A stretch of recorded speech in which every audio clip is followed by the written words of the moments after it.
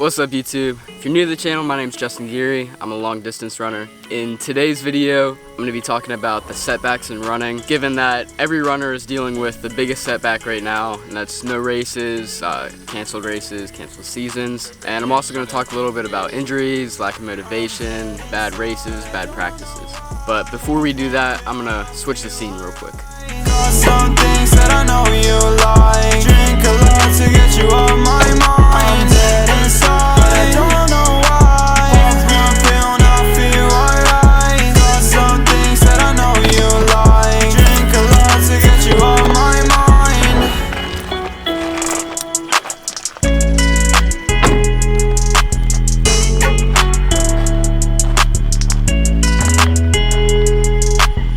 So guys, I'm at my old high school, currently on the baseball field. As weird as that sounds to a runner, I really enjoy running on the dirt around the baseball field. It's very like cross-country vibes to me, and where I'm at, we have very limited dirt surfaces to run on, so I'm gonna take what I can get.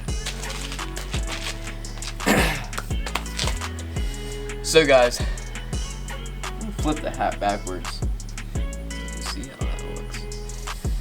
You know what? We'll rock with it for the video.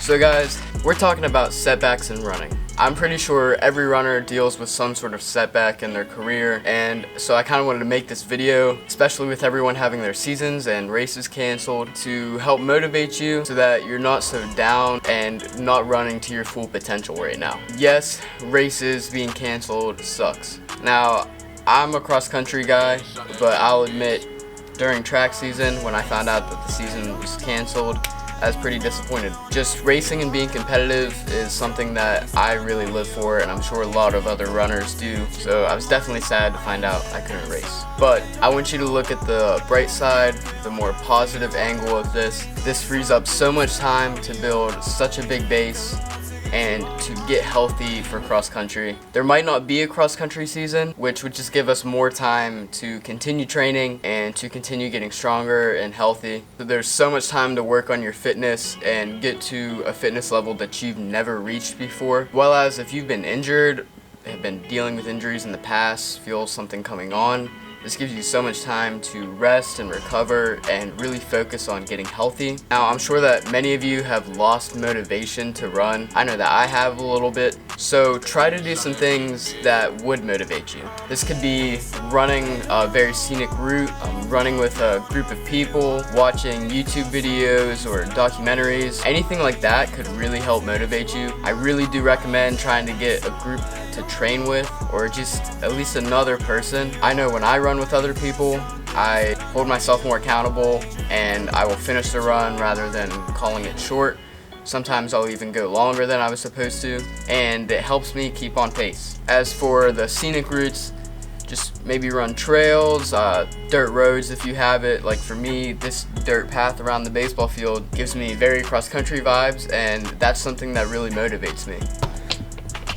Alright, so now we'll go into the next setback as soon as I change the scene. So now we'll go into the next setback.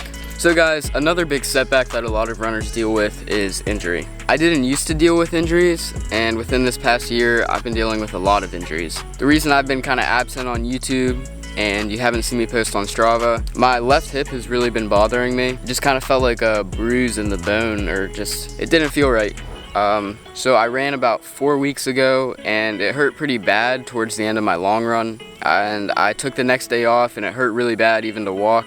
But then I tried running the next day and it just made it 10 times worse, and my hip continued to hurt for about 2 more weeks after just doing basic activities like walking and even sitting down or turning over in the bed. So if you guys have dealt with an injury like that, please comment below to give me some tips or advice on how to recover from that. I'd really appreciate it. But see, every runner deals with some injury in their life. Now, this is something that can really push back your season or your training block, but sometimes getting injured is for the best. I know that many of you probably want to push through an injury and you think a race is more important than your own health.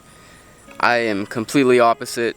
I think you should take care of your health before anything. If you focus on recovering, eating well, getting enough rest, and just doing those exercises that you need to do to get healthy, I promise you that you will become the best runner that you have ever been. And that's why an injury can be really important, because it takes something like that to realize what you actually need to dial down to and focus on to become the best runner that you can be. And after you've been injured, I'm sure that many of you have done injury prevention even after your injury while you're healthy. And doing things like that can really pay off, can really help strengthen your muscles and prevent any other injury. Man, that got bright fast. Alright guys, now the last setbacks that I wanted to talk about were bad races or bad practices. Now, I promise you guys this happens to everybody. Even those D1 athletes that are really amazing, looks like they have good runs all the time, super fast, I am positive that they have bad runs or bad races. I mean, if you look at the athlete special, he's talked about so many bad races, and he is an amazing runner. It happens and it's a part of the process, but it's something that should help motivate you. It's something that you should learn from. When you have bad races or bad practices, you should figure out why, whether that was what you ate that day, not enough rest, not hydrating enough, or if you just got in your own head. If you just analyze those bad races or bad workouts, you can figure out how to prevent that in the future. You can also use it as a tool to motivate you. For instance, my senior year of cross country, I had an extremely bad race at the district meet. I was probably projected to finish in the top 5, and I was hoping to break 17, but about a mile in, I had gotten a really bad side stitch, and my race just fell apart. I just physically felt like I couldn't push through, and sometimes you actually cannot continue to push, and you do just have a really bad day physically. And that was just one of those days. I ended up running about 20 minutes for the 5K, and I finished in like 80 something place. And when I was running down the home stretch to the finish line, I was in tears. I thought that my season was over, but luckily my team really stepped up, had a good day, and we advanced to the regional meet the next week.